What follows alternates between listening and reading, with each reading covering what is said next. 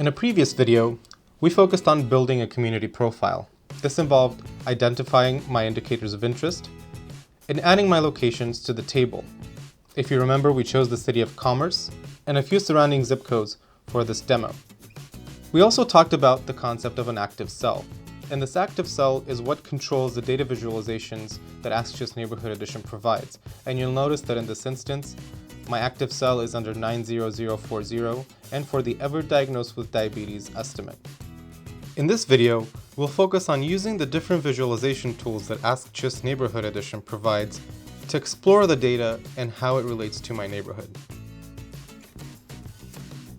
As I scroll down to my map, I'll notice that the ever diagnosed with diabetes estimate is loaded, and my zip code 90040 is centered. On the upper right-hand corner of the map, you'll notice a dark gray box that contains information about my zip code. It's zip code name, the estimate of the specific indicator, in this case ever diagnosed with diabetes, the 95% confidence interval, and the estimated population. As I hover over neighboring zip codes, notice the dark gray box changing the information displayed. The name of the zip code, the estimate, the confidence interval, as well as the estimated population will change to reflect the values for the specific zip code that I'm hovering over. Thematic maps such as this one come with legends that help us understand the data portrayed. In this case, it is located on the upper right-hand corner of the map and tells us that estimated diabetes by zip code will go from 2% to 23%. There are 5 different colors in the scale that help us identify the intensity or the value that each zip code will fall under. So zip codes between 2 and 5% will have one color, zip codes between 14 and 23% will have a different color. So in this case, for ever diagnosed with diabetes, the darker the zip code, the higher the proportion of diabetes within that zip code. Darker doesn't always mean worse. For estimates such as physical activity, and we can hover to the sidebar and notice, in this case, walked at least 150 minutes, a higher proportion of individuals that had walked at least 150 minutes is better. And so in this instance, a darker shaded zip code will have more individuals that had walked. I can use the map to zoom in and zoom out, as well as pan or move the map around by dragging the map up and down to review estimates for other neighborhoods and other geographic locations. I can also take the map full screen by clicking on the full screen button on the lower right-hand corner of the map.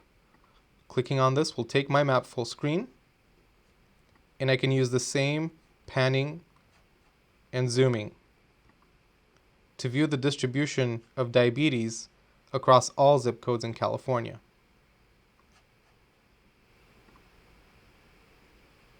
On the upper left-hand corner of the map, the Demographics tab provides additional socio-demographic estimates for each geographic location on the map. As I hover over different zip codes, I'll notice that the federal poverty level, the race and ethnic breakdown, as well as the population breakdown, which is an age by gender, will change depending on which zip code I hover over.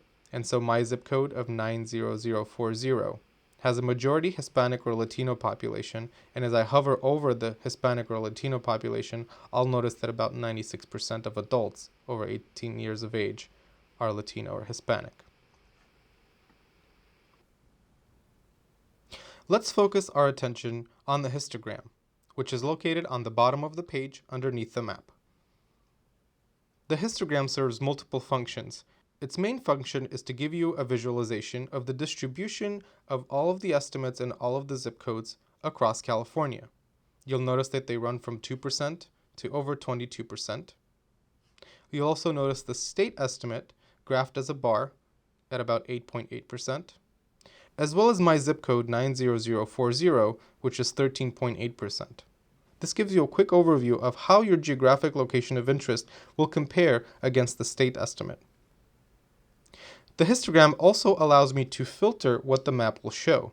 So if I'm only interested in showing diabetes estimates that are above the state estimate, I can drag the bookmark icon from the left side of the graph to the state estimate, and you'll notice that all of the zip codes that fall below that are now grayed out.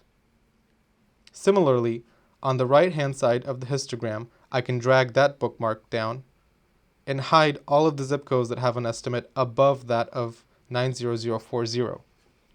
So now my map will only show estimates between 8.8 and 13.8%. Let's turn our attention back to the table. Notice that some cells on the table don't provide an estimate. In this instance, the City of Commerce and 90040 don't have an estimate for obesity in the non-Hispanic white adult population. AskCHIS Neighborhood Edition will censor estimates for one of two reasons. Either the population of a geographic location is too small, or the estimate itself is unstable. Notice how in the map for 90040, I don't actually get a value for my estimate, and I do get a message. Estimates are not available for populations below 1,000. I can still get a granular estimate by combining multiple zip codes together. In this instance, let's combine 90040 with a neighboring zip code 90022. To do so, I can click on the plus location or add location button, click on the Combine Locations tab, and search for the two zip codes of interest, 90040. To add it to my selection, I can click on it and it'll be added to my pool. And 90022, click. Now also remember that I can only add a maximum of 5 locations to my table, which I have already reached. What I can do is remove 90040 and add the combination to my table. So now 90040 and 90022. I can then click on Create Table, and you'll notice that now I have an estimate for the two zip codes combined. About 28% of non-Hispanic white adults are estimated to be obese. As I scroll down, I'll notice that the two zip codes are now graphed as one continuous geographic unit, and the information on the right-hand corner matches, 90040 and 90022. This could be incredibly useful for organizations that serve specific zip codes to both get an aggregate measure for the entire service area as well as each individual zip code that makes up that service area. And you can combine zip codes to zip codes, cities to cities, counties to counties, and so forth. Thank you for watching this video. If you have any questions, please don't hesitate to contact us at askchis@ucla.edu.